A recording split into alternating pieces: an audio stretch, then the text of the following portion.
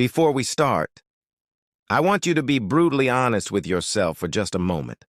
Why do you keep falling for people who hurt you, even when you swear you won't let it happen again?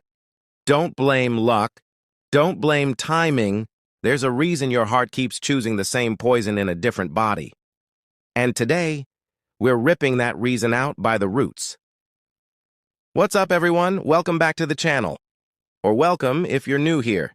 If you're tired of the same toxic patterns ruining your life, hit that subscribe button right now and turn on the bell, because this channel is about to save you years of heartbreak. You ever sit there at 2 a.m. wondering why? No matter how much you level up, no matter how many self-help books you read, no matter how much therapy you pay for, you still end up crying over the same emotionally unavailable, hot and cold, soul-sucking person, just in a different face, different name. Robert Greene just pulled the curtain all the way back on the real reason. And once you hear this, you will never look at your love life the same way again. Most people blame bad luck. Most people say, "I'm just too nice," or "all men are trash," or "all women are crazy." That's the comforting lie we tell ourselves so we don't have to look in the mirror. The actual truth is way darker, and it's 100% inside of you.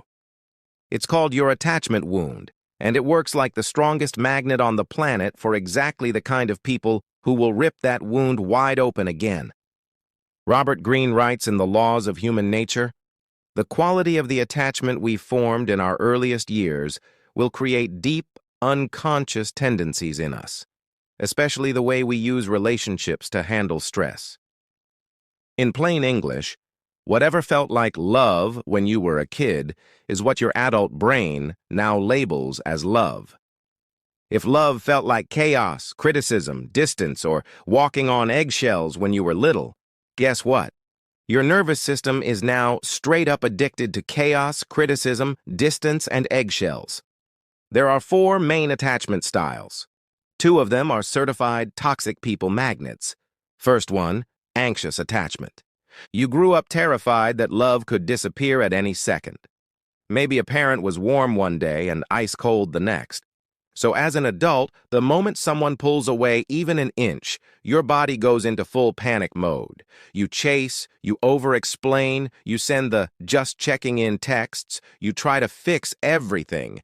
And who absolutely loves that energy?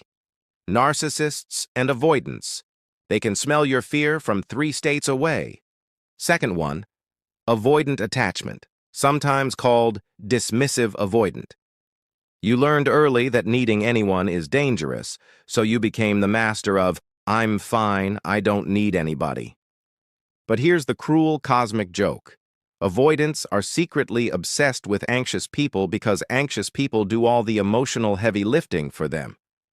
So you get this toxic tango, one person chasing, one person running, and both of you thinking, "God, this finally feels like home."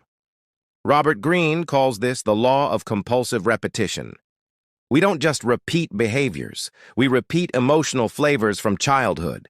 Your brain is literally trying to time travel back to age 6 or 7 and finally win the love you never got.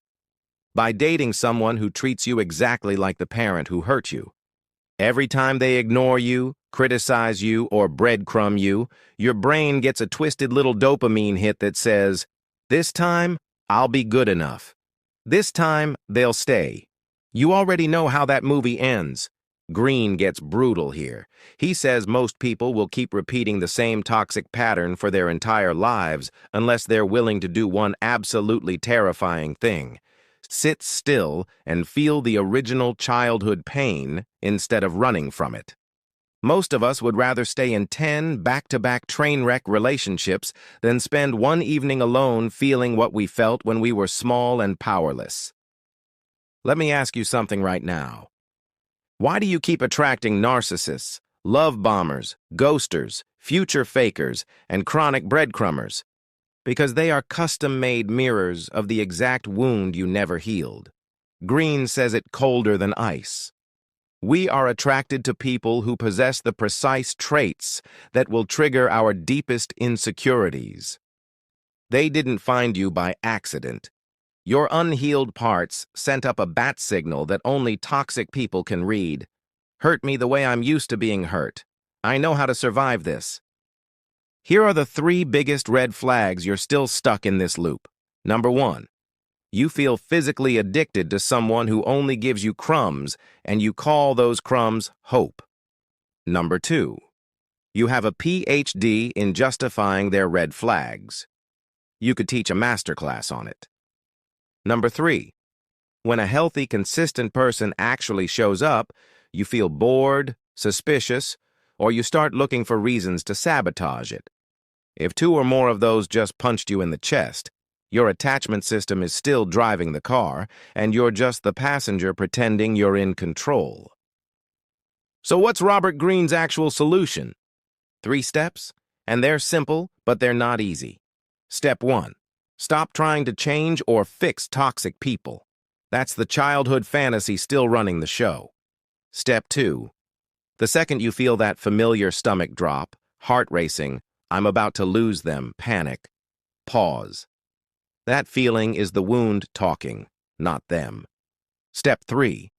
Instead of texting them, chasing them, or proving your worth, sit down, close your eyes, and let that feeling burn without doing a single thing about it.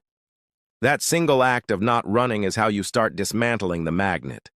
Secure attachment isn't something you're born with. Secure people became secure by doing the one thing anxious and avoidant people hate most, feeling unsafe emotions without reacting to them.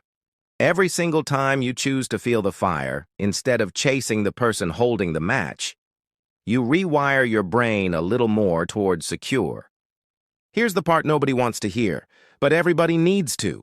If you keep dating the same toxic archetype over and over again, it is not bad luck. It is not all men or all women. It is you unconsciously choosing familiar pain because unknown safety feels scarier. The day you finally get sick enough of the pain is the day the pattern dies. Robert Greene ends with one of the coldest lines ever written. Until you make the unconscious conscious, it will direct your life, and you will call it fate. Your toxic relationships are not fate. They are just unhealed childhood playing on repeat. So if you're exhausted from drinking the same poison in a different bottle, stop chasing the person who keeps pouring it. Start healing the part of you that's still thirsty for it. If this video just hit you like a truck, smash the like button, drop the word exposed in the comments so I know I'm not alone, and make sure you're subscribed with the bell on, because the next video is the exact 90-day roadmap to go from anxious or avoidant to fully secure, and you do not want to miss it. I'll see you in the next one. Peace.